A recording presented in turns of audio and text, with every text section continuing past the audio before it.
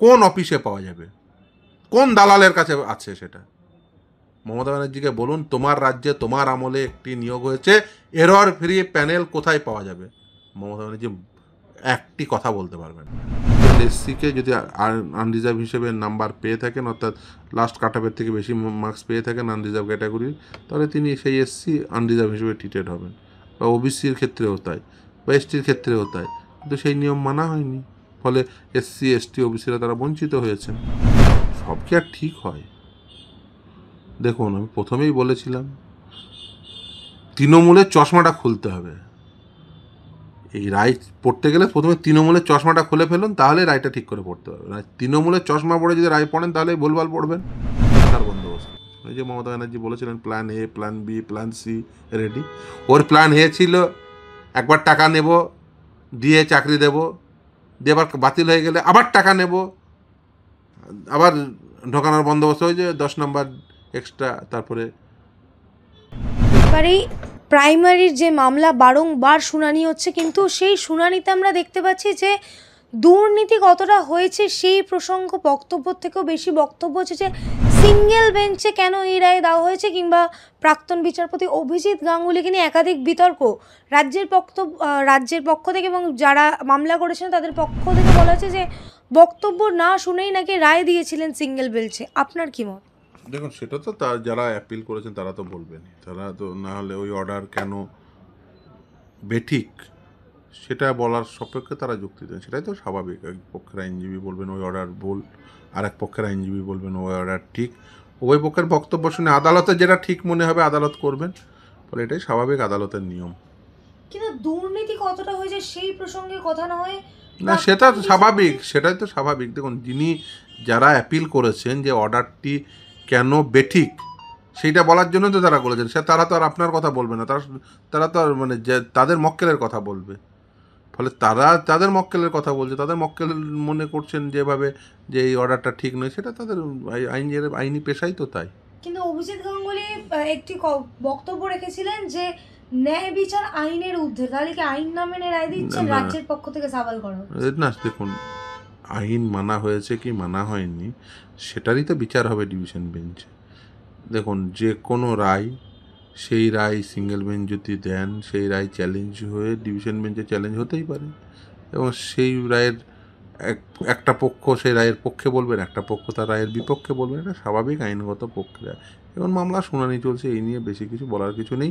তবে একটা কথা ঠিক, এই শিক্ষক নিয়োগ দুর্নীতিতে পর্বত প্রমাণ দুর্নীতি হয়েছে, এবং এখনও পর্যন্ত প্যানেল পাবলিশড হয়নি। আজকের দিন পর্যন্ত এরর ফ্রি প্যানেল আপনি পাবলিকেশন দেখাতে পারবেন না। আপনি বলুন মমতা বন্দ্যোপাধ্যায়কে বলুন যে এরর ফ্রি প্যানেল কোথায় গেলে পাওয়া যাবে, সেটা মমতা ব্যানার্জি সেই ঠিকানাটা দিয়ে দিক। যে 2016 সালের এরর ফ্রি প্যানেল কোন অ্যাড্রেসে গেলে পাওয়া যাবে, বা কে দেবে? মমতা ব্যানার্জি দেবে? মানিক ভট্টাচার্য দেবে? কে দেবে? যে 2016 সালে তো নিয়োগ হয়েছে প্রাথমিকের, এরর ফ্রি প্যানেল কোথায় পাওয়া যাবে, কার বাড়িতে পাওয়া যাবে, কোন অফিসে পাওয়া যাবে, কোন দালালের কাছে আছে সেটা? মমতা ব্যানার্জিকে বলুন তোমার রাজ্যে তোমার আমলে একটি নিয়োগ হয়েছে, এরর ফ্রি প্যানেল কোথায় পাওয়া যাবে?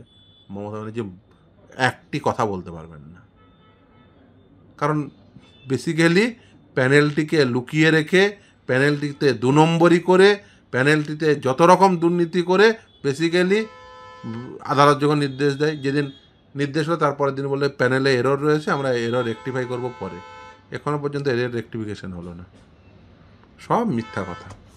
কিন্তু প্রাইমারির এই পাহাড় প্রমাণ দুর্নীতির পরেও যে রিকোয়ারমেন্ট, সেই রিকোয়ারমেন্ট নিয়ে আবারও জলঘোলা হচ্ছে।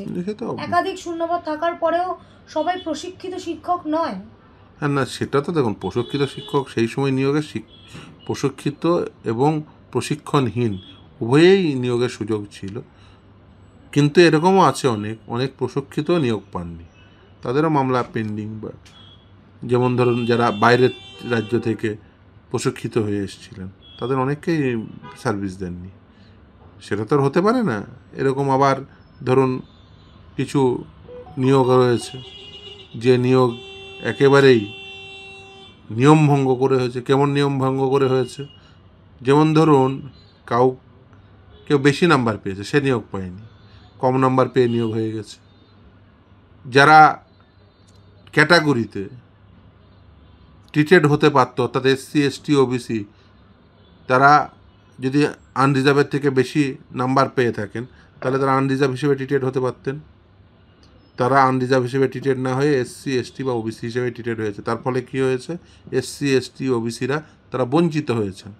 মানে একজন যদি এসসি আনরিজার্ভ হিসেবে ট্রিটেড হতো তাহলে আর একজন এসসি সেই জায়গাটা দখল করতো, তাহলে আর একজন বেশি এসসি নিয়োগ হতো, আরেকজন বেশি এসটি নিয়োগ হতো, আরেকজন বেশি ওবিসি নিয়োগ হতে পারতো। কিন্তু সেটা হয়নি। কত ওবিসি নিয়োগ পাননি, কত এসসি নিয়োগ পাননি, কত এসটি। না মামলা দেখুন, যে ওবিসির সার্টিফিকেটে দেওয়ার ক্ষেত্রে যে দুর্নীতি বা সেটাতে যে নিয়ম ভঙ্গ, সেই বিষয়টি আলাদা, শিক্ষক নিয়োগ আলাদা। শিক্ষক নিয়োগের ক্ষেত্রে যেভাবে রিজার্ভেশন পলিসি মেনটেন করতে হতো সেটা হয়নি। একজন এসসিকে যদি আনরিজার্ভ হিসেবে নাম্বার পেয়ে থাকেন, অর্থাৎ লাস্ট কাট অফের থেকে বেশি মার্কস পেয়ে থাকেন আনরিজার্ভ ক্যাটাগরির, তাহলে তিনি সেই এসসি আনরিজার্ভ হিসেবে ট্রিটেড হবেন। বা ওবিসির ক্ষেত্রেও তাই, বা এসটির ক্ষেত্রেও তাই। কিন্তু সেই নিয়ম মানা হয়নি, ফলে এসসি এসটি ওবিসিরা তারা বঞ্চিত হয়েছেন। কিন্তু দাদা, এই পাহাড় প্রমাণ দুর্নীতির পরেও এসএসসিতে আমরা আবারও দেখলাম রাজ্য সরকার একেবারে অযোগ্যদের পাশে। এসএসসিতে রাজ্য সরকার অযোগ্যদের সঙ্গে ছিল, আছে আর থাকবে, এই ভঙ্গিমায় তারা কাজ করে যাচ্ছেন।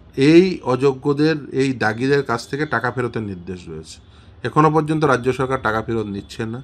উল্টে তাদেরকেই কি করে নিয়োগ প্রক্রিয়ায় অংশগ্রহণ করে তাদেরকে 10 নম্বর এক্সট্রা দিয়ে কি করে তাদের আবার নিয়োগ করা যায় তার বন্দোবস্ত করছেন।